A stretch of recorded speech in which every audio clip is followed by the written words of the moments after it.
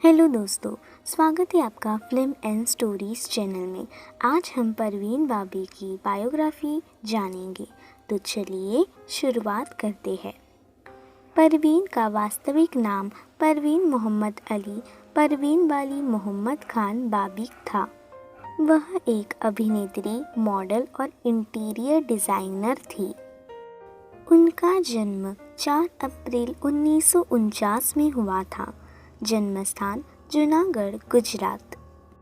मौत की तिथि 22 जनवरी 2005।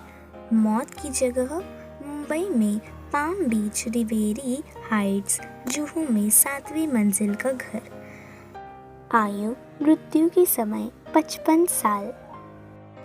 मौत का कारण मधुमेह के कारण एकाधिक अंग विफलता। गृहनगर जूनागढ़, गुजरात।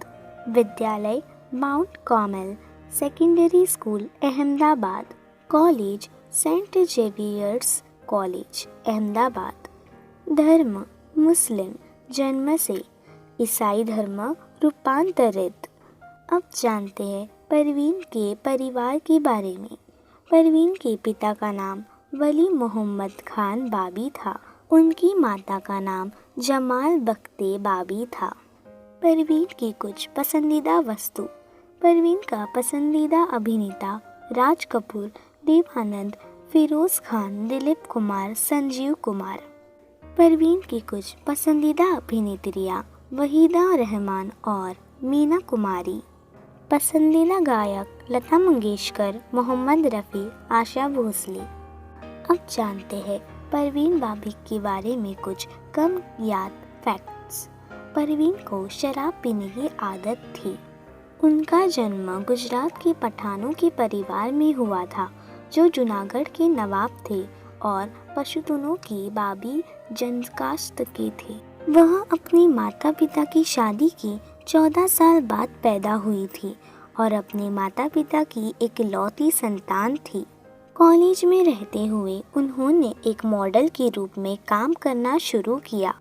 अहमदाबाद विश्वविद्यालय में पढ़ाई के दौरान उनकी खोज एक निर्देशक B.R. इशारा ने की थी। वह उनकी पश्चिमी छवि और आकर्षक रूप से प्रभावित हुए और उन्हें 1973 में बॉलीवुड फिल्म चरित्र में अभिनय करने की पेशकश की। अब जानते हैं उनकी कुछ सुपरहिट फिल्मों के बारे में।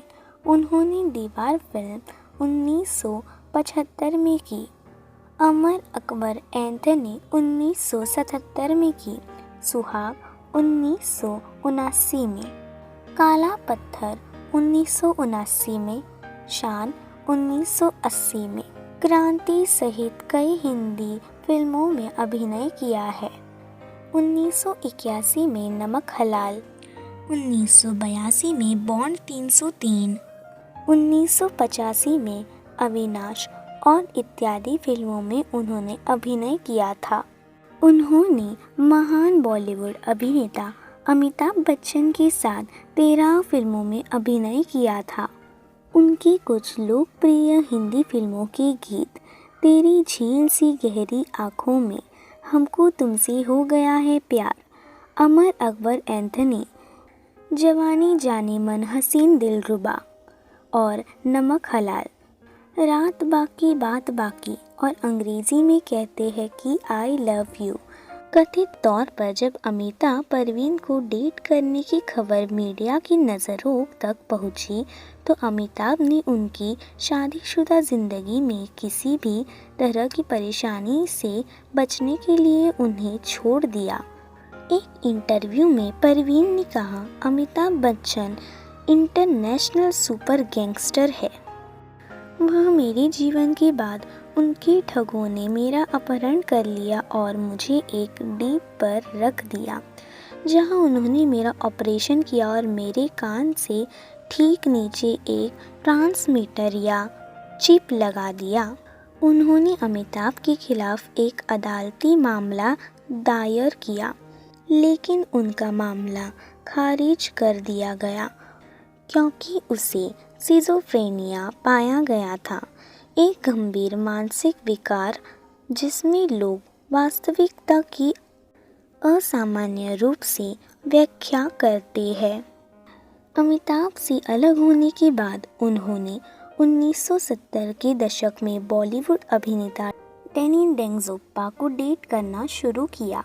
इस जोड़ी ने लगभग 4 साल तक डेट किया और ब्रेकअप के बाद भी उन्होंने एक सौंदर्यपूर्ण रिश्ता साझा किया। डैनी डेंगजोप्पा ने एक इंटरव्यू में परवीन के साथ अपने रिश्ते के बारे में बात करते हुए कहा, हम 2 छोटे बच्चे थे और हम 4 साल तक साथ रहे। उन दिनों यह बड़ी खबर थी। हमारे पास बहुत अच्छा समय था, लेकिन फिर हम अलग हो गए और एक अच्छे नोट पर अलग हो गए। हम दोस्त बने रहते हैं। परवीन उस बिल्डिंग में रहती थी जहां डैनी रहते थे और उनकी ब्रेकअप के बाद भी वह डैनी के घर जाया करती थी। डैनी ने एक इंटरव्यू में परवीन का एक वाक्य साझा किया। उन्होंने कहा, परवीन मुझे डिनर पर बुलाती रही। उन दिनों उनकी एक नई गर्लफ्रेंड अभिनेत्री किम थी। अगर आपका एक्स किसी भी समय एक मुर्गी की तरह घर में आता है तो किसी भी लड़की के लिए इसे स्वीकार करना मुश्किल होगा। मैं पैकिंग के बाद किम को सेट से उठाता और घर आता तो परवीन को अपने कमरे में पाता, वीसीआर पर फिल्म देखती। मैंने परवीन को नहीं करने के लिए कहा, लेकिन उसने कहा, हमारे बीच कुछ भी नहीं है, हम दोस्त हैं। डैनी ने एक साक्षात्कार में साझा किया कि वह परवीन में कुछ असामान्य महसूस करने लगे हैं। उन्होंने कहा, मुझे याद है पहली बार मैंने परवीन के बारे में कुछ असामान्य देखा था। मैं उनके घर खाना खाने गया था। मेज पर चांदी के गोले थे। जब मैंने एक को उठाना शुरू किया तो वह घबरा गई। तभी महेश ने कहा, वह इन दिनों आसानी से डर जाती है और वैरागी बनती जा रही है। कुछ दिनों बाद महेश ने फिर से कहा, परवीन की तबीयत ठीक नहीं है। वह आपकी परवाह करती है और आपको आकर उसका समर्थन करना चाहिए। जब भी परवीन को मेरी ज़रूरत रहती, मैं हमेशा वहाँ रहता था। बाद में परवीन ने घटना के बाद डैनी से सारे रिश्ते तोड़ दिए। एक साक्षात्कार में डैनी ने उस घटना को साझा किया। उन्होंने कहा, एक दिन उन्होंने एक इंटरव्यू पढ़ा जिसमें अमित जी ने कहा था कि मैं उनका अच्छा दोस्त हूँ। बस इतना ही था। जब मैं अगली बार उससे मिलने गया तो उसने किलोह से मेरी तरफ देखा और मुझे अपना एजेंट कहकर अंदर जाने से मना कर दिया। वह मुझसे डरती थी। डैनी से ब्रेकअप के बाद उन्होंने एक और बॉलीवुड अभिनेता कबीर बेदी को डेट करना शुरू किया। उन्होंने कुछ महीनों तक डेट किया, लेकिन पेशेवर प्रतिबद्धताओं के कारण वे 1977 में टूट गए। एक साक्षात्कार में परवीन ने कबीर के बारे में कहा, कबीर बेदी से ब्रेकअप के बाद उनकी मुलाकात बॉलीवुड के मशहूर डायरेक्टर महेश भट्ट से हुई।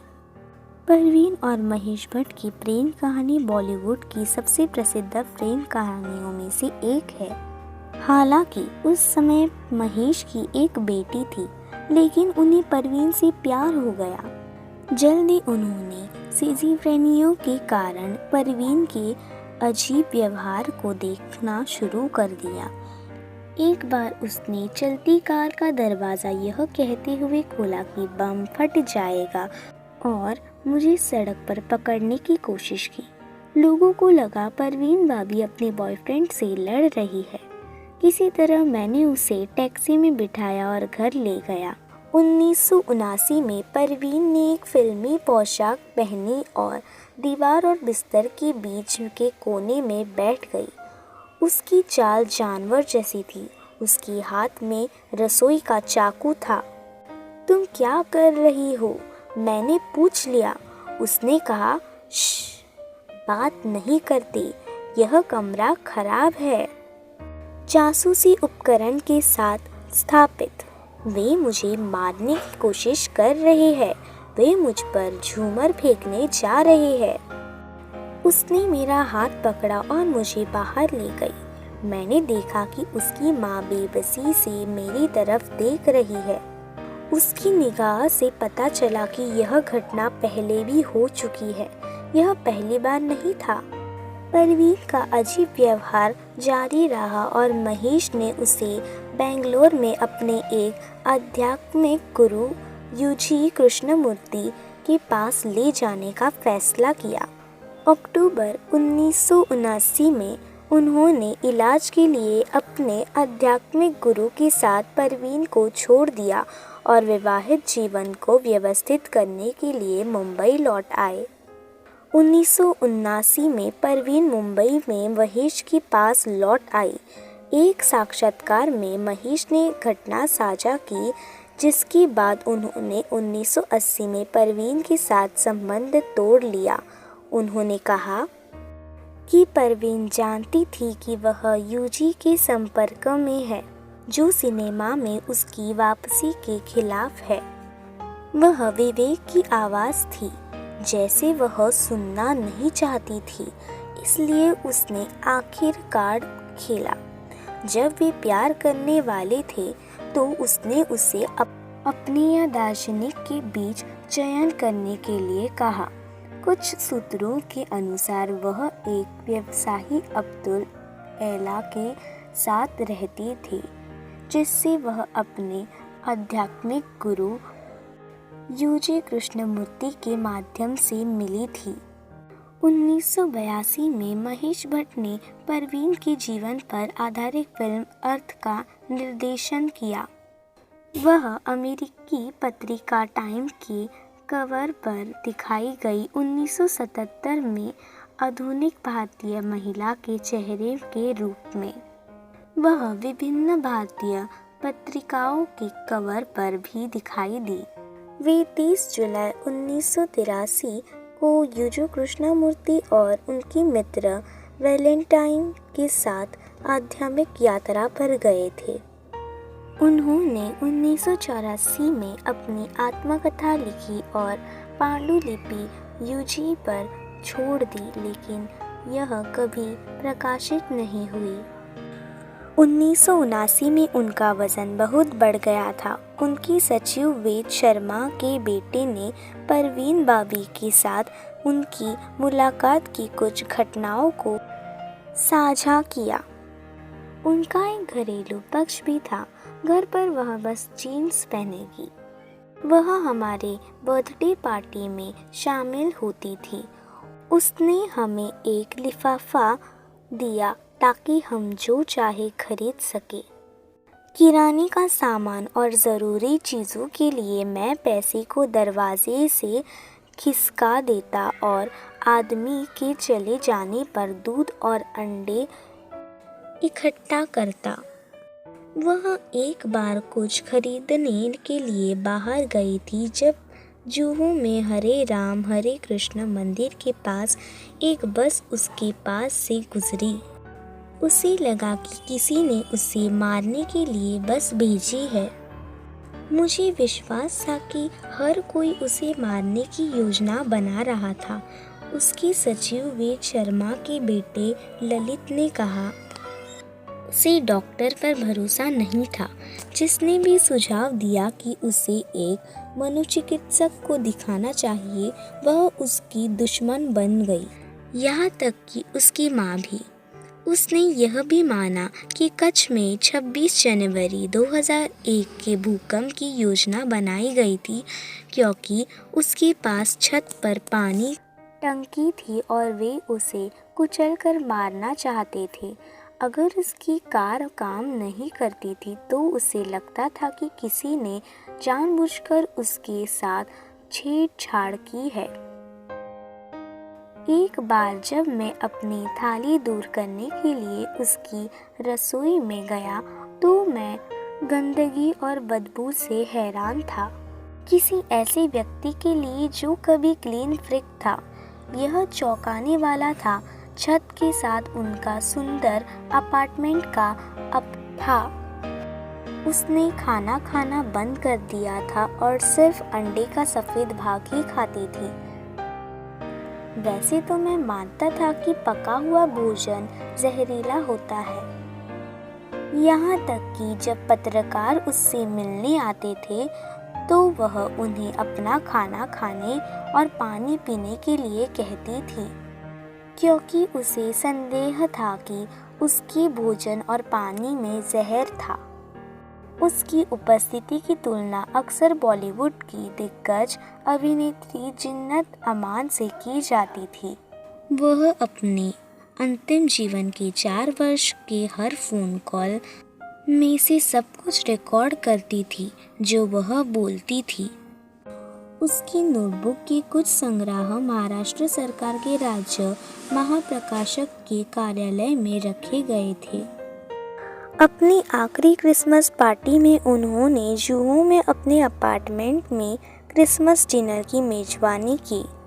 उनकी अंतिम इच्छा ईसाई रीति रिवाजों के अनुसार उनका अंतिम संस्कार करने की थी, लेकिन उसकी शरीर पर दावा करने वाले उसके रिश्तेदारों ने इस्लामिक संस्कार किया और उसके शरीर को मुंबई के सेंटा क्रूज में जुहू मुस्लिम कब्रिस्तान में मोहम्मद रफ़ी, मधुबाला, तलत महमूद और नौशाद अली सहित अन्य बॉलीवुड हस्तियों के साथ दफनाया गया। जगह की कमी के कारण उनकी कब्र को 5 साल बाद स्थानांतरित कर दिया गया था। तो यही थी परवीन बॉबी की पूरी कहानी। तो अगर आपको मेरा वीडियो पसंद आए तो लाइक, शेयर और सब्सक्राइब करना ना भूलें। धन्यवाद।